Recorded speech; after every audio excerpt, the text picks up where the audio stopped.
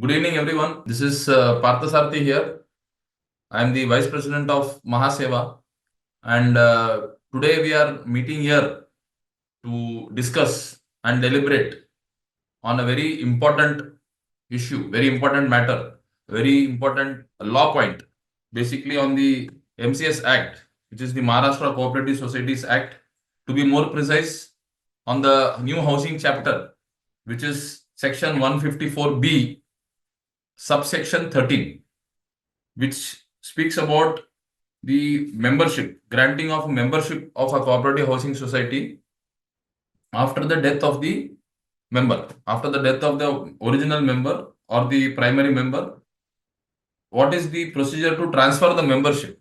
Before I proceed, it's my pleasure to invite CA Amit Israni to this session, who is going to be the guest keynote speaker rather, and he'll be taking us across through the section, as well as the why this particular section has become very important today is because of the fact that recently, to be on the 23rd of September 2024, just about a week back, the Honorable Bombay High Court has, in a judgment, made it clear about how the society should proceed granting the membership in such cases. So we will also be dealing with that particular judgment. We will also be covering the section 154B-13, what it says, and we'll try to examine all these aspects and then try and understand how a membership can be transferred and what is the difference between a person having a title of a particular flat and the membership of that particular flat. So these two things we'll try to examine and try to resolve it. So I invite CA Amit Israni today. Good evening, Israni Saab. And you may please unmute yourself, sir, because I'll offer the stage to you to begin with, and just to have the initial comments on this particular section, as well as the judgment passed by the Honorable High Court, Bombay High Court. Yes, welcome, Mr. Israni. Thank you, Mr. Parthasarthi. Good evening, all. The subject we have is a very interesting subject. It applies to all of us, but we will not be alive when it becomes applicable to us in our own personal case. So it is good for us to know what to do while we are alive, so that the people to whom we are leaving behind, the transfer of title or membership goes through in a seamless manner, without leaving behind an asset with a liability of transfer in the hands of third party, which is the society MC or the registrar or the court. In order to simplify the transfer thing, there was an amendment in 2019. And before I go to the amendment, we have to also mention, with the permission of Advocate Parthasarthi, I would like to deviate a bit away from 5413 to first tell you there has to be a vacancy before it can be filled. If a person is a member, he's occupying a post. When he dies, what happens? When he dies, Section 25 applies. Section 25 says when a person dies, he ceases to be a member and his name should be removed from I register. And 25A of the Cooperative Society Act says the name should be removed, and if the society doesn't remove, then registrar has to remove the name. Now, why is that section there? We will understand, and then we will go on to how to fill it in through 154B-13. So 154B-13 is the filling in section, and 25 is the removal section. Once the person is dead, he ceases to be a member. Reason being that there cannot be a contract with a dead person and an alive person. So member is dead, vacancy creates, society cannot enter into an agreement with the person who does not exist. So that needs to be filled up. That's the first prominent point. If that has to be filled up, then the filling up process has to be very, very simple and straightforward. If we have a situation that the filling up process is complicated, it will leave behind certain consequences. Consequences would be we have a vacuum in that particular flat. Nobody would represent the flat. And then the bylaws hit in, which talk about maintenance charges. Maintenance charges are to be given to members. Bills have to be raised to members. If he ceases to be a member, which would mean that society cannot raise the bill on that flat because there is no member, which would again mean that society has to apportion the total cost of the expenses among the remaining members and then redo the bill till the original person becomes a member. Therefore, it is very, very important that membership continues seamlessly and we have an incoming and an outgoing more or less practically simultaneously or as ASAP. Now, 154B-13 was brought in to simplify the process. Prior to that, we had membership 22, 23, and so on. And then we had section 30, we had the bylaws, and it was a bit confusing. So in order to simplify and make life easier, two things were done in 2014, one part of it, and 2019, the second part of it.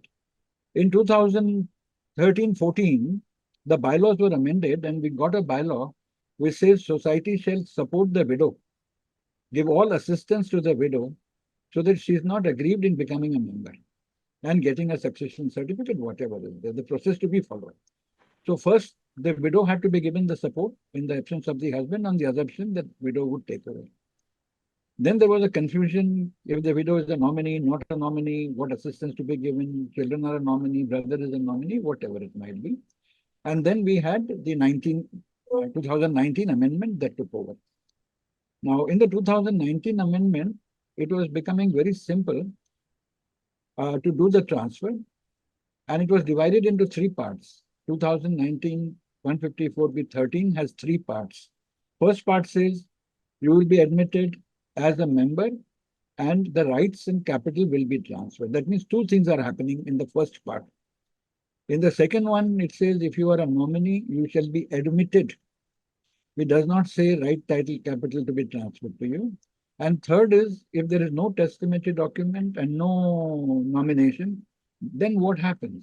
Then whoever is the legal heir or legal representative is the first time that the word legal representative came in, which means it can't be left blank, that's all. So it has to be filled in. If there's no legal heir, there's a quarrel among legal heir, but there is somebody who's an executor of the will, for example, and will is not probated because will is not a transfer document. It is the intention of the person to do a particular act through somebody when the person is dead. So it cannot be taken as a testamentary document.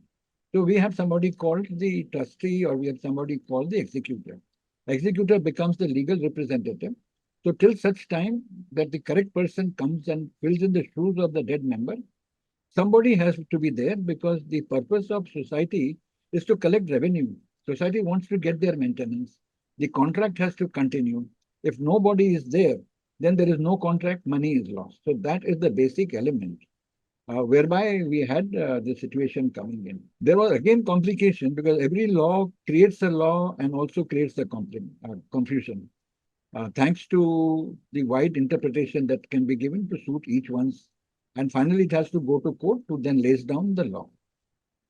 In this case, we had a situation which was referred to the judgment that who is entitled to be part of a testamentary document. If it is a simple testamentary document, a will to a probate, it's very simple because the name of the person to whom it has to go is on the probate. And in the probate, who applies for a probate does not become the owner, but the beneficiary becomes the owner, which means if I am kept as a person to execute the will, then the probate will come in my name. I will then have to transfer it by doing a transfer deed from me as the probate obtainer to the real beneficiary, to the actual beneficiary. So that would be one step which will have to be done. Now we come down to which type of testamentary document. Law has defined certain testament documents. One of them is a family settlement. One of them is a relinquishment. One of them, which is not there, is a release deed. So we have again a confusion between release deed and relinquishment.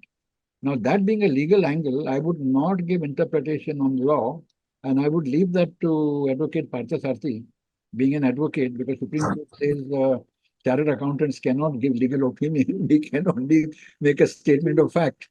So in public domain, I would not like to express my opinion, although I have one.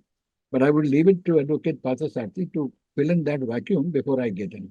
Thank you, Mr. I think, Mr. Israni, I think you should continue, and I'll just fill in now the whatever the blanks are to be filled, if any are there left out after you finish. So let the continuity be this, sir.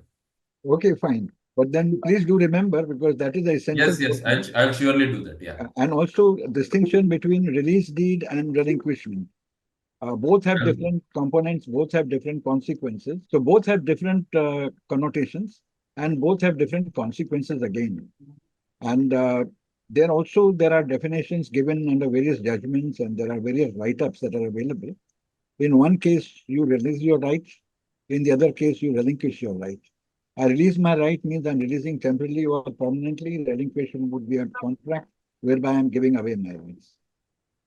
This is to be used very, very carefully, because a situation arises where after the death of the father, the children may be in a very emotional, sentimental mood, as in this case, where everybody said we want to give it to the mother, which is a very good thing to do.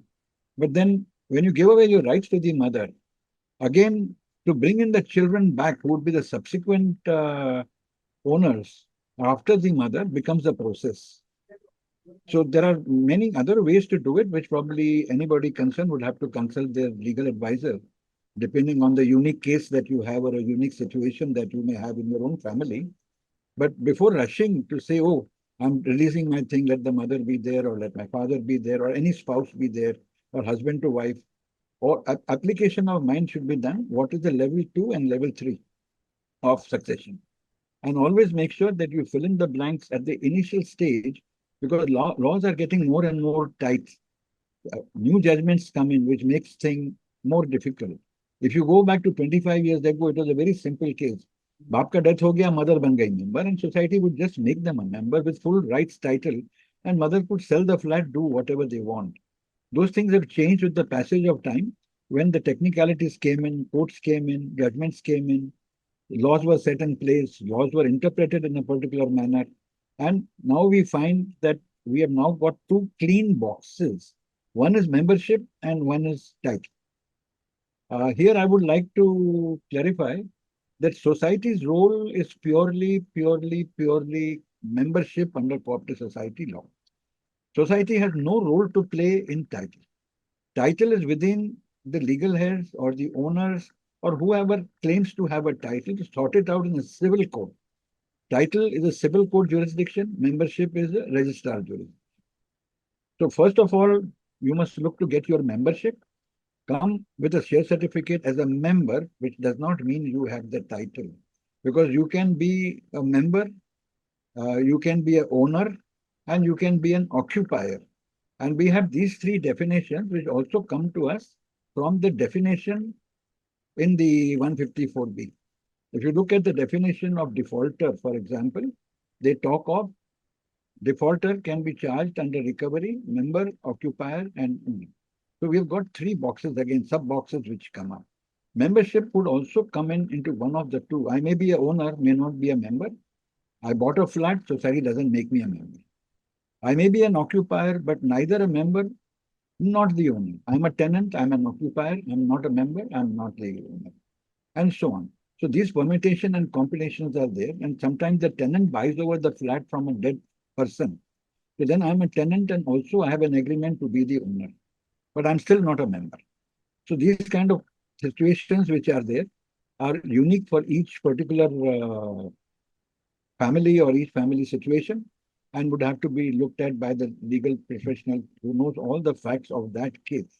All the statements we are making here are very general in nature, very spread out over a very overall guidance note, are not advice on a particular situation of any particular participant. That should be taken care of and noted. Now, we talk of member, everybody can become a member. If you have a testamentary document, you are a member. In addition to that, you have a title given to you by the testamentary document, which is subject of the civil. You may have probate, you may have family settlement, you may have the other things which are listed in 154B-13. And the definition of family, because in this particular judgment that we are talking about, it says that the family is not defined. in the law. Therefore, family settlement is not defined.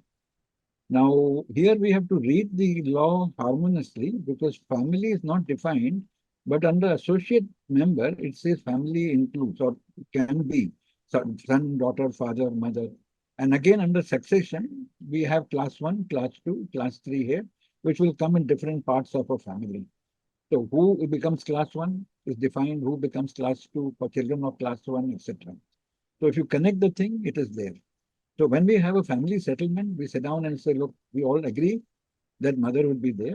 Either you can do family settlement by making a document, registering it, or going to court and saying we are making a family settlement, register it there, or go to consumer court if there's a small dispute between society and everybody, get your documents done, or by making an affidavit, registering it, paying your stamp duty, which the lawyers will advise what suits your requirement.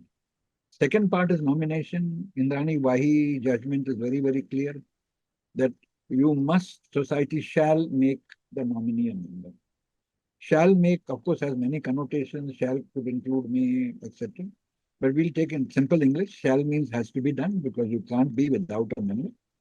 Usko member bana do. Then when they fight out among themselves, the trustee would then be the person who will have the membership, and when the court order comes, it can be transferred.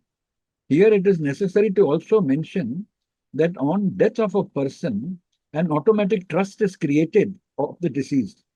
So it is an auto trust created for the deceased when a person dies. So there is actually a trust, and there has to be a trustee. And trustee would either be the beneficiary or the executor or the nominee if it is mentioned. So any of those could fill in that trustee of a trust which is created by death. The other trusts are which are created by agreement, trust created by registration, etc. So we're not going into trusts, formation, and third para is very interesting. The third para of 154.13 is very, very interesting. It says that if nobody comes as a nominee, if there is no testamentary documents, then what do? Then whoever appears to be the legal heir, a legal representative should be made a member. Definition of legal heir is what we have discussed before, any one of them. We could have choices of multiple. Now, what would happen if the person has 3 children, or in this particular case, where the mother and 3 children, they could all become members as well. Mother could be number 1 in the list, children could have been subsequent. In their own wisdom, they decided mother should become. So the children would then follow on the death of the mother. Or she will have to make a gift deed, or she will have to do certain other document. Again, to release it back to the people who, by succession law, are entitled to that anyway. So what is happening here is that when you're giving away to one person out of all who are entitled, children and the mother all are class 1 legal heirs.